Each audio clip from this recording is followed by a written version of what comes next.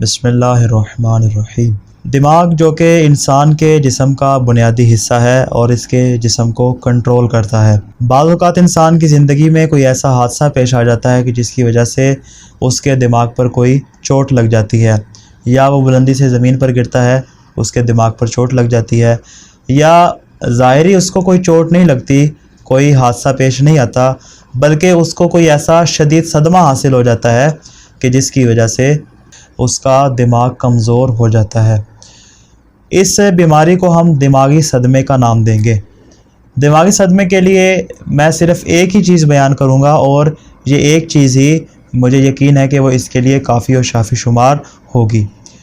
دماغی صدمے کو دور کرنے کے لیے اور اپنے دماغ کو دوبارہ پرانی حالت پر واپس لانے کے لیے سب سے بہترین چیز ہے بنفشہ کا تیل۔ بنفشہ کے تیل کے چند قطرے اگر ناک میں ڈالے جائیں تو یہ دماغی صدمے کو دور کرنے کے لیے کافی شمار ہوتے ہیں، کیونکہ صادق عالم محمد علیہ السلام سے روایت نقل ہوئی ہے، جب مولا سے کسی نے شکایت کی کہ یبنا رسول اللہ، ہمارے گھر والے دماغی صدمے کا شکار ہیں، تو مولا نے کہا تم بنفشہ کا تیل استعمال کیوں نہیں کرتے؟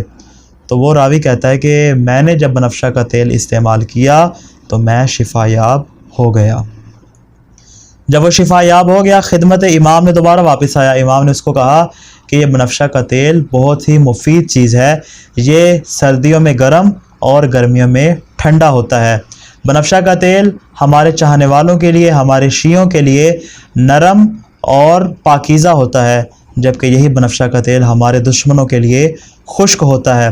اگر لوگ اس بات کو جان لیں کہ بنفشہ کے تیل میں کون کون سے فائدے موجود ہیں، تو وہ درہم و دینار کے بدلے میں اس کو خرید کر حاصل کرنے کی کوشش کریں۔ بنفشہ کے تیل کے اور بھی فائدے ہیں، کچھ ویڈیوز میں نے بیان بھی کیا تھا۔ انشاءاللہ اگر موقع ملا تو ایک اس پر مستقل ویڈیو بنائیں گے کہ جس میں ہم صرف انشاءاللہ بنفشہ کے تیل کے ہی فوائد بیان کریں گے۔ والسلام علیکم ورحمۃ اللہ وبرکاتہ۔